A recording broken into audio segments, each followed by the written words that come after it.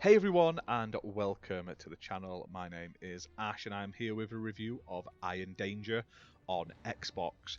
Now this was released on the 16th of August 2023, developed by Action Squad, published by Daedalic Entertainment, and I was lucky enough to be sent a free copy of this game to do this video review, so big thank you to them for that.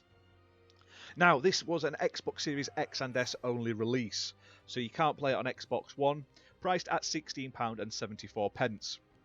Now, this is a cool little game. It's a tactical combat game set in a sort of steampunk mixed with fantasy setting.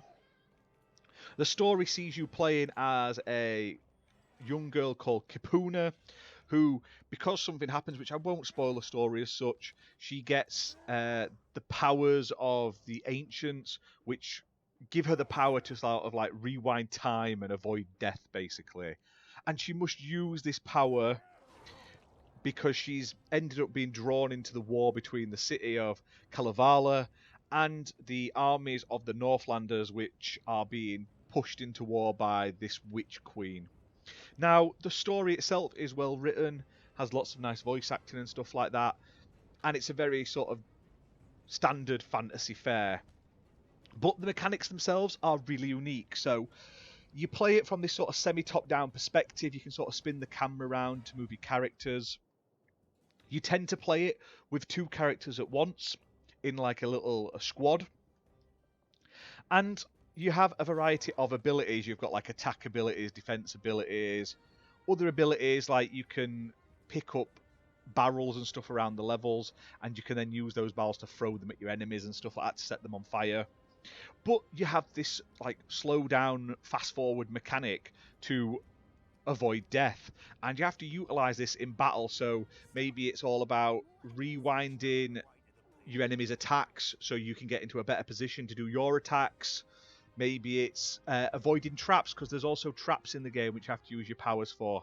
And there's also a few puzzles in there where you have to use your abilities to like complete them. There's one early on in the game where you have to sort of have both of your allies stood on these stones to open a door, and you have to use your power to enable them both to be stood on the right stones at the right time, basically.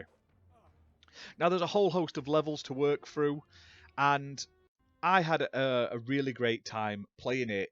Now, the game itself takes about 15 to 20 hours to get through. It's very story driven, and one thing I did like about it, you do get character progression in this game, so you unlock new skills and stuff like that, but they are all linked to completing the missions. So when you finish a story mission, you'll get a new power and ability. So there's no grinding XP or anything like that, which makes you focus more on the story, which I really, really liked. Now, I don't want to say this game is perfect, but I had a really good time playing it. Now, it did take me quite a while to master the abilities. It took me way longer than the intro mission, and a good couple of levels before I really started to get a hang of it. For the most part, I ended up just sort of winging it and getting by.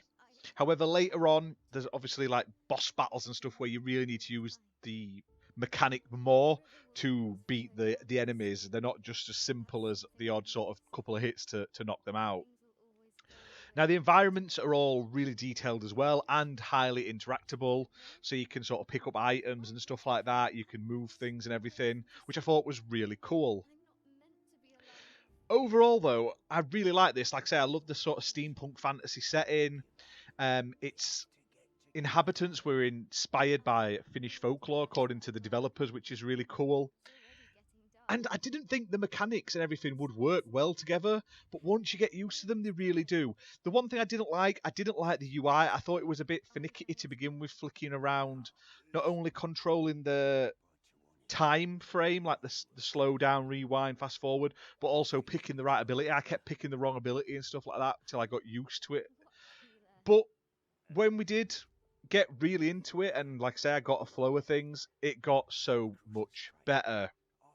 So if you want like a fun sort of slightly tactical combat game in a fantasy setting, but without all of the sort of things you'd expect from like an RPG, XP, loot, and not a huge amount of exploration, it is very sort of linear through the levels, then honestly, I think you'd quite like this game.